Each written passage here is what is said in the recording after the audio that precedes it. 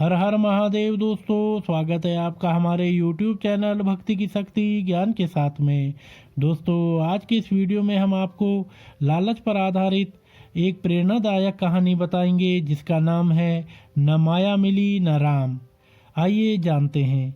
किसी गांव में दो दोस्त रहते थे। एक का नाम हीरा था और दूसरे का मोती। दोनों में गहरी दोस्ती थी और वे बचपन से ही खेलना कूदना, पढ़ना लिखना, हर काम साथ में करते थे। जब वे बड़े हुए तो उन पर काम धंधा ढूंढने का दबाव आने लगा।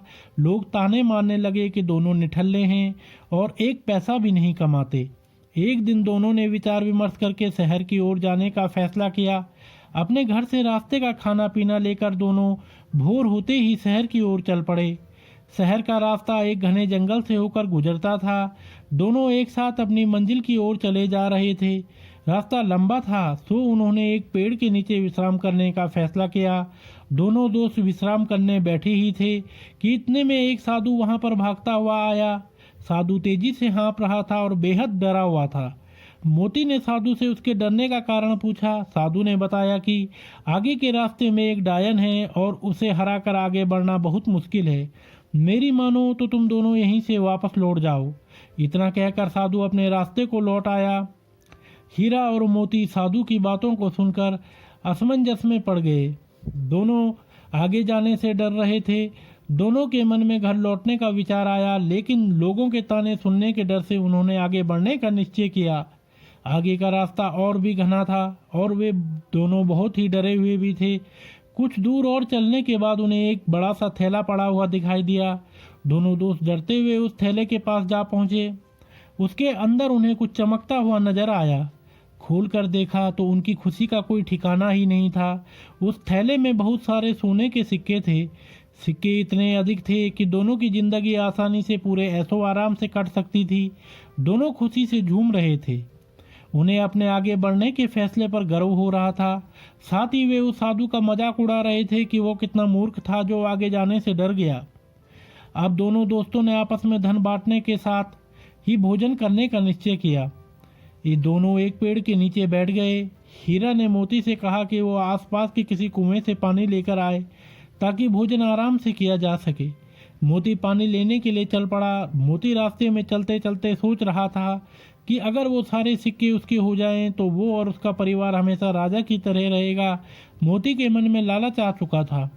वह अपने दोस्त को जान से मार डालने की योजना बनाने लगा। पानी भरते समय उसे कुएं के पास एक धारदार हथियार मिला। उसने सोचा कि वो इस हथियार से अपने दोस्त को मार देगा और गांव में कहेगा कि रास्ते में डाकुओं ने उन पर हमला किया था। मोती मन ही मन अपनी योजना पर खुश हो रहा था। वह पानी लेकर वापस पहुंचा और मौका देखते ही हीरा पर पीछे से वार कर दिया। देखते ही देखते हीरा वहीं ढेर हो गया। मोती अपना सामान और सोने के सिक्कों से भरा थैला लेकर वहां से वापस भागा। कुछ 1 घंटे चलने के बाद वह एक जगह रुका। दोपहर हो चुकी थी और उसे बड़ी जोर की भूख लग गई थी। उसने अपनी पोटली खोली और बड़े चाव से खाना खाने लगा। लेकिन ये क्या, थोड़ा खाना खाते ही मोती के मुंह से खून आने लगा और वो तड़पने लगा।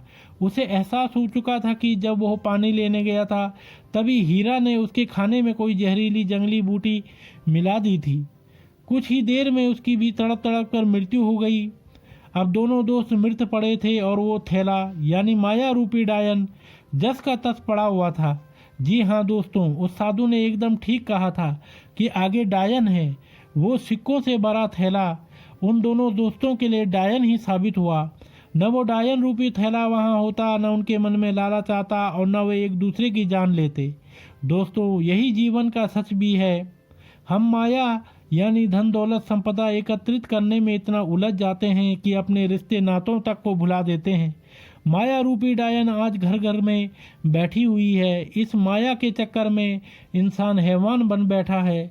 हमें इस प्रेरक कहानी से ये सीख लेनी चाहिए कि हमें कभी भी पैसे को ज़रूरत से अधिक महत्व नहीं देना चाहिए और अपनी दोस्ती, अपने रिश्तों के बीच में इसको कभी नहीं लाना चाहिए। और हमारे पूर्वज भी तो कह गए हैं, माया के चक्कर में दोनों गए, न माया मिली न राम। इसलिए हमें हमेशा माया के लोभ व धन के लालच से बचना चाहिए और ज़्यादा ना सही पर कुछ समय भगवान की आराधना में ज़रूर लगाना चाहिए।